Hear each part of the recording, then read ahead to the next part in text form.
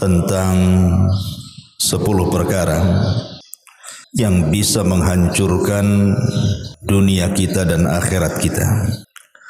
Tentu dari 10 perkara ini menyangkut persoalan dosa-dosa manusia, karena setiap dosa itu pasti ada pengaruhnya. Jangankan kita, para sahabat Nabi SAW ketika mereka melakukan kesalahan karena tidak nurut dengan perintah Nabi SAW dalam perang Uhud, terjadi kekalahan. Ketika Nabi SAW meletakkan 50 pemanah di sebuah bukit Ainain, dan ketika itu dipimpin oleh Abdullah bin Zubair radhiyallahu anhu, sahabat memandang bahwa di awal peperangan itu seolah-olah Allah Subhanahu wa taala menangkan mereka karena mereka berhasil memukul mundur musuh. Sehingga orang-orang yang di atas bukit itu, 50 para pemanah yang diamanahi Nabi SAW, apapun kondisinya jangan pernah turun. Tetapi tiba-tiba kemudian mereka melihat adanya kekalahan dari orang-orang musyrik. Mereka pun tergiur dengan ghanimah, harta rampasan perang yang ada di bawah. Makanya sebagian besar para pemanah itu turun. Mereka tidak sadar bahwa ini taktik daripada musuh, karena ketika itu Khalid ibn Walid masih kafir. Dialah yang memimpin pasukan orang-orang Quraisy. Rupanya dengan kepiawaian Khalid memutar bukit dan menguasai tempat pemanah. Disitulah awal kekalahan kaum muslimin. Makanya Allah Subhanahu wa taala mengatakan, awalamma asabatkum musibah qad asabtum mithlaiha qultum anna hadha qul huwa min indi anfusikum innallaha ala kulli syai'in qadir. Dan mengapa ketika kamu ditimpa musibah pada perang Uhud, padahal kamu telah menimpakan kekalahan 2 kali lipat, maksudnya di perang Badar, kepada musuh-musuhmu, kamu berkata, dari mana datangnya kekalahan ini? Maka Allah Subhanahu wa taala katakan, kekalahan itu datang dari diri-diri kalian sendiri. Kalimat kekalahan datang dari diri-diri kalian sendiri ini maksudnya adalah karena ulah para sahabat sendiri yang menjadikan kekalahan itu. Dan ini menunjukkan bahwa sekelas para sahabat Nabi SAW saja, saat mereka kemudian menyelisih perintah Allah dan Rasulnya, maka Allah hinakan mereka sehingga terjadi kekalahan di perang Uhud. Bagaimana pula kita? Makanya setiap kemaksiatan itu ada pengaruh baik di dunia atau di akhirat, baik secara individu ataupun secara masyarakat. Ingat hadis yang pernah saya sampaikan, 5 perkara yang dikhawatirkan Nabi SAW sampai Rasul ta'awud dalam 5 perkara ini. Kata Nabi SAW, ya ma'syaral muhajirin hisalu khamsin idza btulitum bihinna wa a'udzu billahi an tudrikuhun. 5 perkara kata Rasul, kalau sampai menimpa kalian, a'udzu billah, aku berlindung kepada Allah Subhanahu wa taala, jangan sampai ada. Nabi SAW mengkhawatirkan 5 perkara. Kenapa? Karena efeknya, pengaruhnya itu besar sekali. Kata Nabi SAW, lam tadharil fahishatu fi qaumin qat hatta yu'linu biha illa fasha fihimut ta'un wal auja allati lam takun madat min aslafihimul ladzina madat. Tidaklah sebuah fahisyah, ada yang mentafsirkan fahisyah di sini perzinahan, homoseksual, LGBT dan yang semacamnya, dilakukan terang-terangan kecuali ditimpakan kepada mereka penyakit taun dan penyakit-penyakit yang belum pernah ada sebelumnya. Kemudian kata Nabi SAW, wala tunkisul mikyala wal mizan illa ukhidhu bis sinin wa syiddatul maunati wa jawri sultan. Dan tidaklah mereka mulai mengurang-urang takaran, timbangan dan meteran kecuali ditimpakan kepada mereka as-sinin, pacaklik yang berkepanjangan, sulitnya ekonomi, dan dikuasakan pemimpin-pemimpin zalim atas mereka. Bayangkan satu dosa tetapi azabnya 3. Dosanya 1, mengurang-urang takaran, mengurang-urang timbangan, mengurang-urang meteran, curang dalam dagang intinya. Tapi lihat efeknya, 3 azab diturunkan secara langsung. Kata Nabi SAW, ukhidha bis-sinin, akan ditimpakan paceklik di antara mereka, walaupun hujan tidak berkah hujannya. Kemudian yang kedua, syiddatul maunah, susah ekonomi, banyak pengangguran, walaupun bekerja tidak berkah pekerjaannya. Bahkan wajawru sultani alaihim, dikuasakan kepada mereka para pemimpin zalim. Jadi kalau di negara kita ini kemudian banyak para pemimpin-pemimpin zalim, boleh jadi penyebabnya karena masyarakatnya suka mengurang-urang timbangan. Makanya Allah kuasakan kepada mereka para pemimpin yang zalim.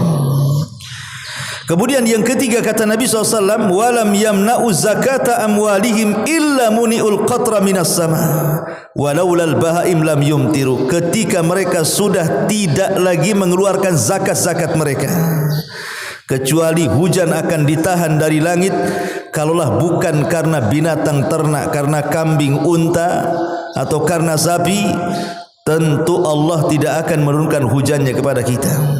Jadi kalau seandainya bukan karena binatang ternak, Allah pasti menghentikan hujan itu ketika manusia sudah tidak mau bayar zakat.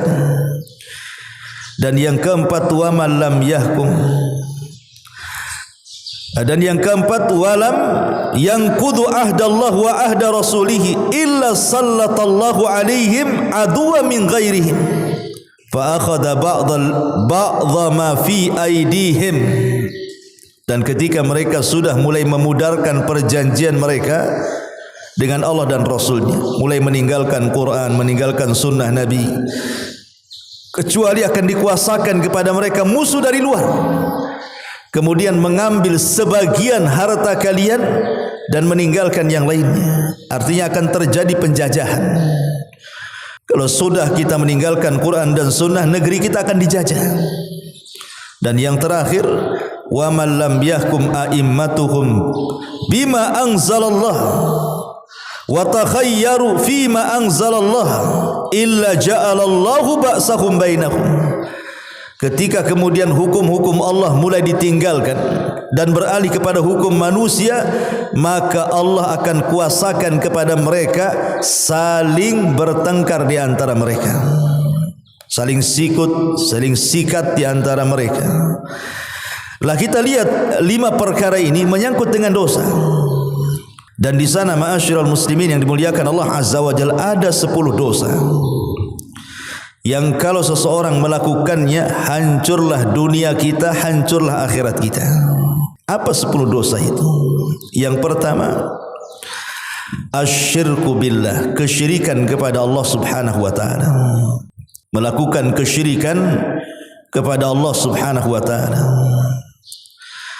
Di dalam Al-Qur'anul Karim Allah Subhanahu wa taala mengatakan, la in asyrakta la yahbatanna amaluka wa la takunanna minal khasirin. Ayat ini khitabnya kepada siapa? Kepada Nabi. Seolah-olah Allah mengatakan, hei Muhammad, kalau engkau melakukan kesyirikan, habis amalanmu dan engkau termasuk orang-orang yang rugi di akhirat.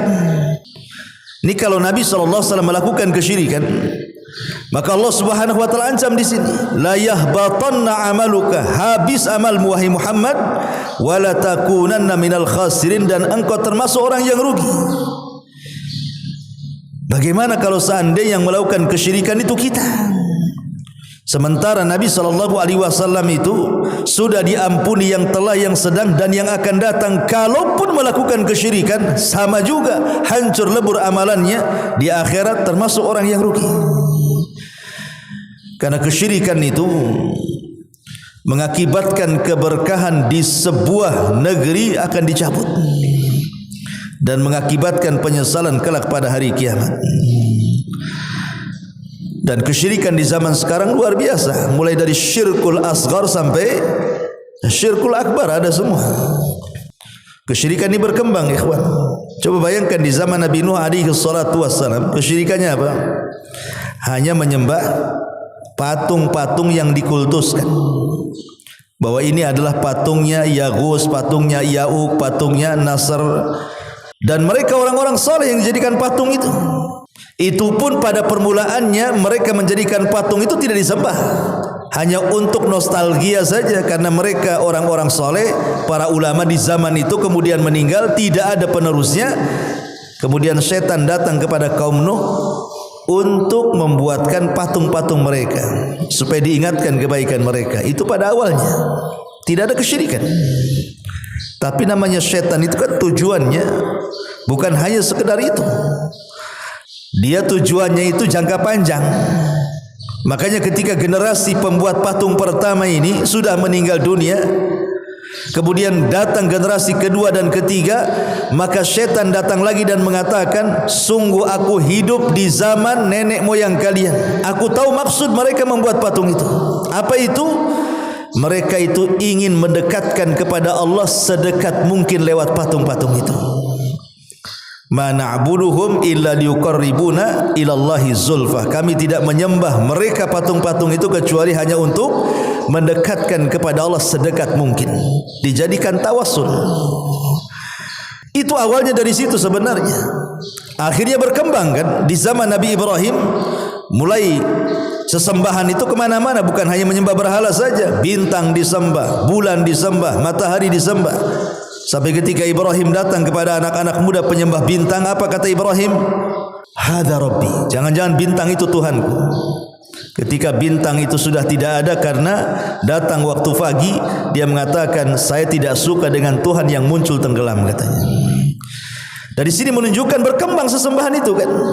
Sampai juga kepada penyembahan kepada Namrud di zaman itu.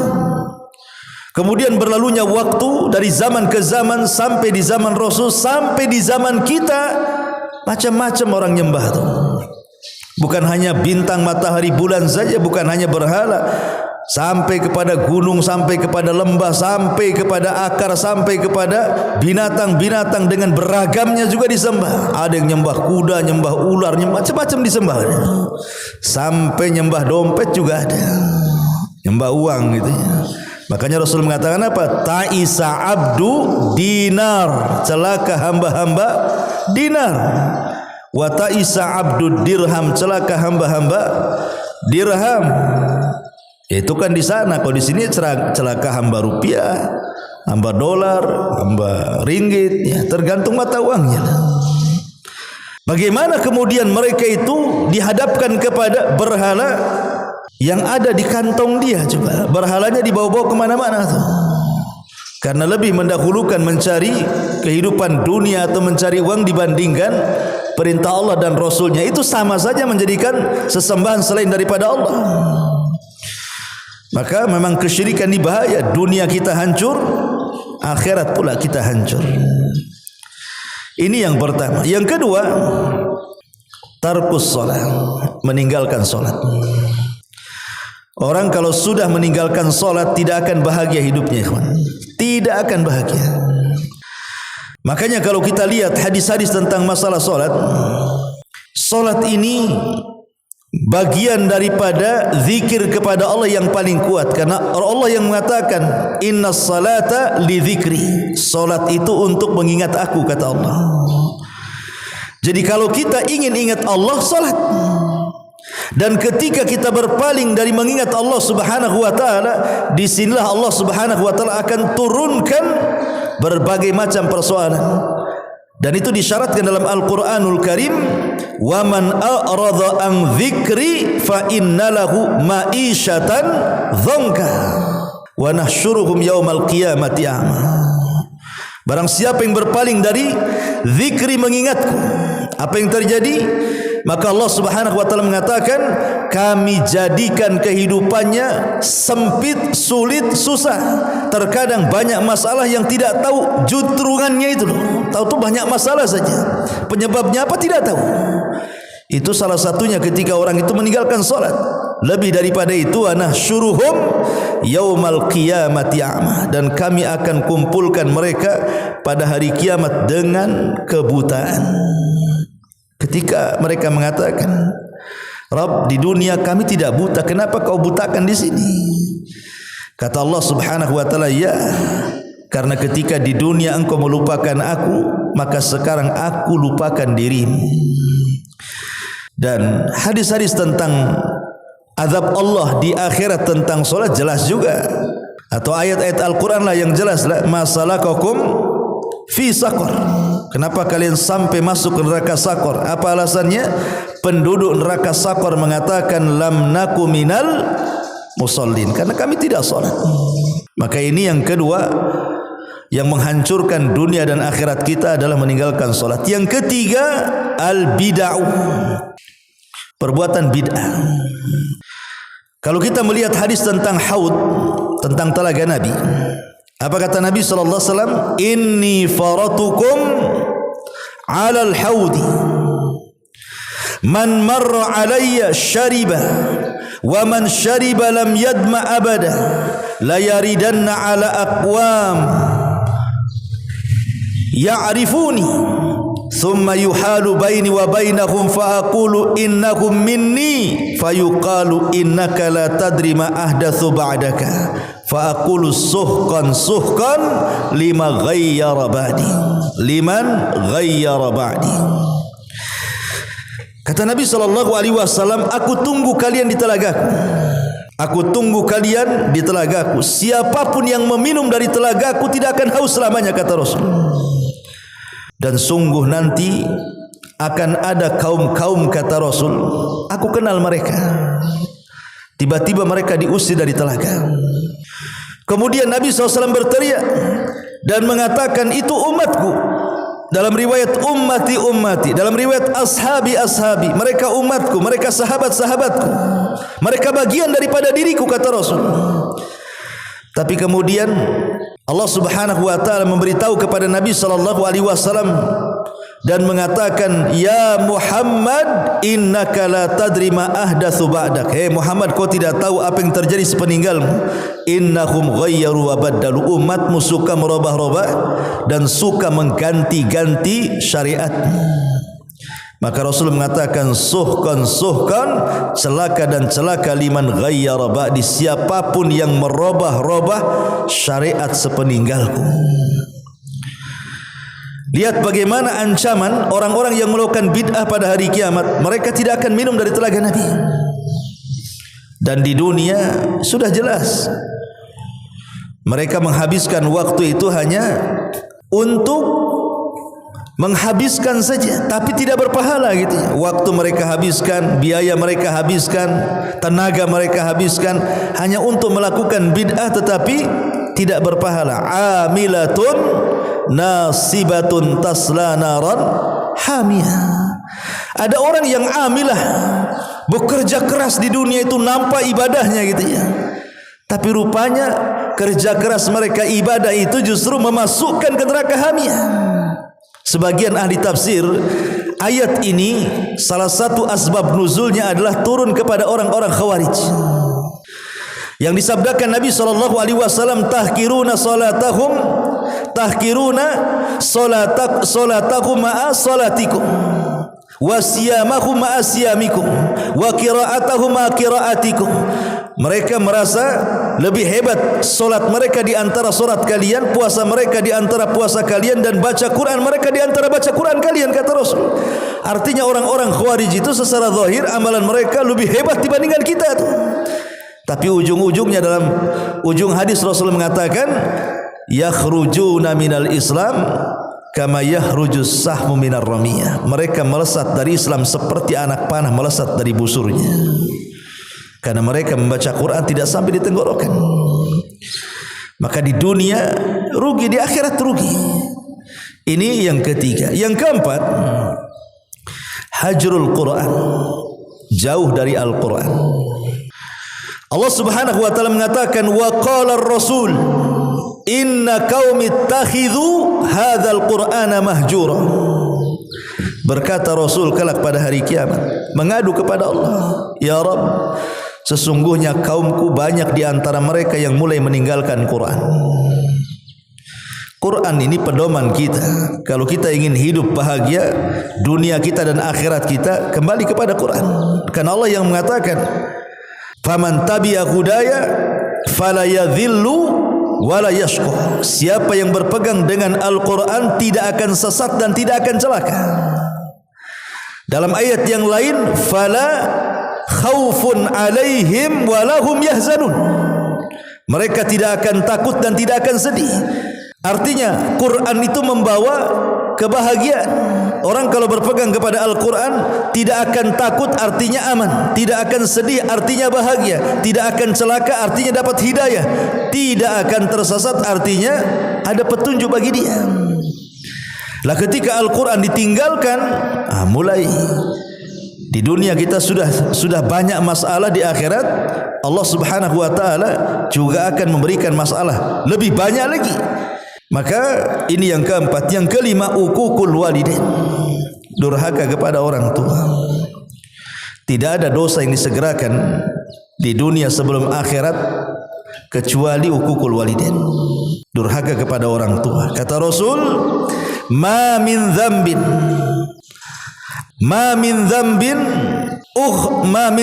akhra an yu'ajjilallahu li sahibihi al-uqubata fid dunya qabla al-akhirah al-baghyu wa qati'atur rahim. Tidak ada dosa yang disegerakan Allah bagi pemiliknya di dunia sebelum akhirat melebihi daripada memutus silaturahim dan melakukan kezaliman. Memutus silaturahim yang paling bahaya adalah ketika seorang anak durhaka kepada orang tua. Itu paling bahaya, memutus silaturahim. Lihat di sini Rasul mengatakan di dunia akan disusahkan, di akhirat lebih disusahkan lagi. Ini yang kelima. Yang keenam, az-zulmu kezaliman. Berdasarkan hadis ini dan hadis tentang orang-orang yang dianggap bangkrut oleh Nabi SAW pada hari kiamat. Ketika Nabi SAW mengatakan, tahukah kalian siapa orang yang bangkrut di antara umatku? Sahabat mengatakan, orang yang bangkrut ya orang yang gulung tikar usahanya, orang yang tidak punya uang. Polos saja sahabat menjawab. Tapi Rasul mengatakan bukan itu maksudnya. Tetapi orang-orang yang membawa pahala puasa, pahala solat, pahala zakat kelak pada hari kiamat. Di satu sisi dia pula kemudian mencaci maki orang, menuduh orang, mengambil harta orang, menumpahkan darah orang, memukul orang dan begitu seterusnya. Maka mereka akan didatangkan antara orang yang zalim dan orang yang dizalimi. Kata orang yang dizalimi, kamu di dunia menzalimi saya, mana pahalamu? Akhirnya barter pahala dan dosa. Ketika sudah tidak ada pahala karena diberikan kepada orang, rupanya orang-orang yang dizalimi masih banyak dan mengatakan, aku tidak bisa memberikan pahala kepadamu, pahalaku sudah habis. Maka orang-orang yang dizalimi mengatakan, tidak ada masalah, kamu tidak memberikan pahala kepadaku, cukup engkau tanggung dosaku saja. Itulah bangkrut, pahalanya hilang, dosa pula orang ditanggung dia. Kalau dalam bahasa pengusaha itu modalnya hilang, hutang pula numpuk. Itu orang bangkrut. Lah ini orang-orang zalim ini di dunia saja mereka tidak akan tenang, orang zalim itu. Karena Rasul yang mengatakan, fattaqi da'watal madlum fa innaha laisa bainahu wa bainallahi hijab. Hati-hati doa orang yang dizalimi itu, antara dia dengan Allah itu tidak ada penghalang, kata Rasul. Kalau doa dia tanpa penghalang, berarti di dunia saja orang-orang yang zalim itu akan mendapatkan kecelakaan. Betapa banyak orang-orang yang zalim di dunia ini, mereka merasakan buah dari kezalimannya. Yahya al-Burmuki pada zaman Khalifah Harun ar-Rasyid, dia dipenjarakan karena kasus. Anaknya kemudian ngomong sama bapaknya dalam penjara itu dan mengatakan, ya abi, Setelah kita diberikan kekuasaan, kita hidup enak, kita hidup senang, dihormati orang, sekarang kita dalam penjara gelap seperti ini. Kira-kira apa masalahnya? Maka bapaknya mengatakan, ya bunai, da'watul madlum. Boleh jadi ini doa orang yang kita zalimi semasa kita jadi penguasa. Mungkin ada kebijakan kita yang salah, kemudian tersakiti, orang mengangkat tangannya ke langit. Inilah hasilnya. Lihat di dunia saja, orang-orang yang zalim itu akan merasakan akibatnya tuh. Apalagi di akhirat gitu ya. Kemudian yang nomor berapa? 1, 2, 3, 4, 5, 6, 7. Intihak hurumatillah. Intihak hurumatillah itu artinya sembunyi-sembunyi bermaksiat kepada Allah Subhanahu wa taala. Kata Nabi SAW dalam sebuah hadis yang dikeluarkan Imam Ibnu Majah, nanti pada hari kiamat akan datang menghadap Allah seorang laki-laki membawa pahala sebesar gunung Tihama. Besar gunung Tihama. Tiba-tiba kemudian fayaj'aluha Allah haba'an manthur. Allah jadikan pahala itu haba'an manthur, hilang seolah-olah tidak tersisa. Kemudian sahabat bertanya, apa mereka tidak sholat, tidak puasa? Apa mereka tidak ada ibadah? Maka Nabi SAW mengatakan, tidak, mereka ahli ibadah. Lalu kenapa kemudian dihilangkan pahalanya? Lihat alasan Nabi SAW.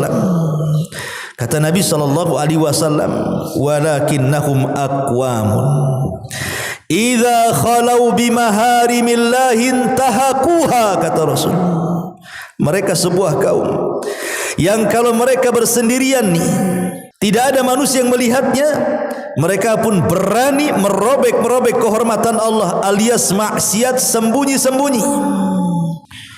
Betapa banyak di zaman sekarang ini maksiat sembunyi-sembunyi dengan cara apa? Pakai handphone lah, apalagi sendiri-sendiri, entah apa yang ditonton, entah apa yang disebar, entah apa yang ditulis, entah apa yang dilihat, kita tidak tahu. Bahkan terkadang samping-sampingan kita tidak tahu dia sedang apa. Naudzubillah kan itu. Ini yang ke-7, yang ke-8. Al-kadhibu wal ghibatu wan namimah. Dusta, ghibah dan namimah. Nabi SAW mengatakan, iyyakum wal kadhib, hati-hati kalian jangan dusta. Fa innal kadhiba yahdi ilal fujur wal fujur yahdi ilal nar. Hati-hati jangan berdusta, karena dusta itu mengantarkan kepada fujur. Fujur itu fajir, orang jahat, kejahatan, dan kejahatan itu mengantarkan kalian ke neraka. Begitu juga namimah dan ghibah. Ketika Nabi SAW lewat di sebuah kuburan, Rasulullah SAW diperdengarkan ada 2 kuburan yang sedang diazab. Kemudian Rasul memangkas pokok kurma, kemudian dibelah menjadi 2, kemudian diletakkan di 2 kuburan itu.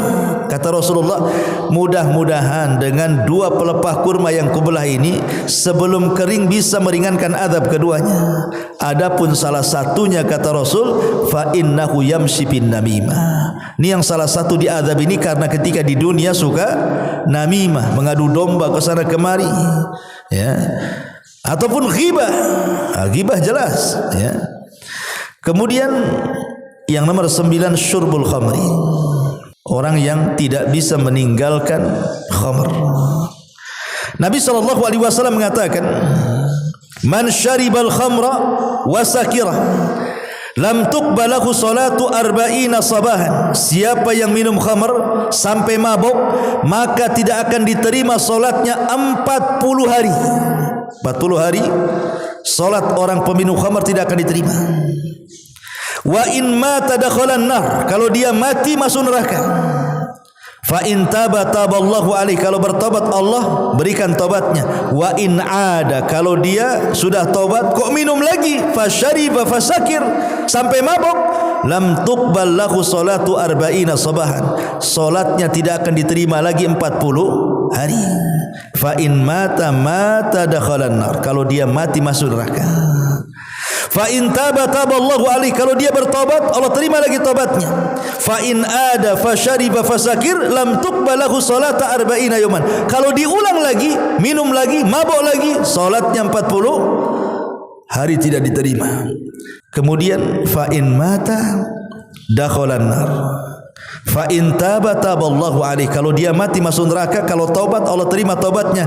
Wa in ada, ini sudah 3 kali nih ya, taubat minum, taubat minum. Keempat kalinya kata Rasul, wa in ada kana haqqan 'ala Allah an yusqiyahu min radghatil khabal yaumal qiyamah. Kalau sudah taubat kemudian minum lagi, taubat lagi, minum lagi, taubat lagi, minum lagi yang keempatnya, maka Allah sudah punya hak untuk memberi minum dari radghatil khabal yaumal qiyamah. Sahabat bertanya, apa minuman radghatul khabal itu ya Rasulullah?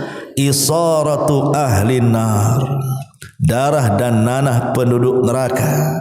Itulah minumannya. Naudzubillah. Ini di akhiratnya.